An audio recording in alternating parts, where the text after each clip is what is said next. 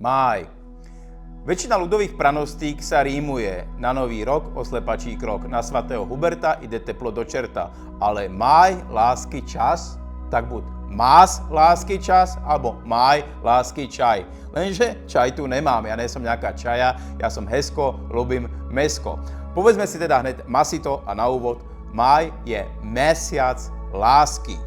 Len čo sa na májovej oblohe zjaví mesiačik, začnú sa na milencami plniť párky.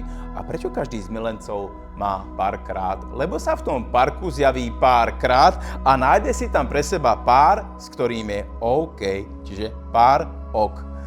Títo párky nemusíte šúpať, hoci milenci by chceli byť spolu šup. Ne, títo párky nešup a zec ich našup. No a máj je pre milencov čas také malé Vánoce.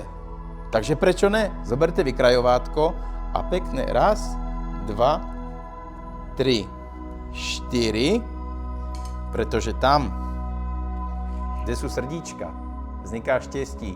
Nehambite sa, urobte si aj vy v máji takúto šunkovú majdalu. A či už si k tomu všetkému dáte nejakú majonézu, majorán alebo omajdu, hlavne sa v máji dobre majte a Tauris si dajte. A nezabúdajte, láska nechodí cez strečno, láska ide cez žalúdok.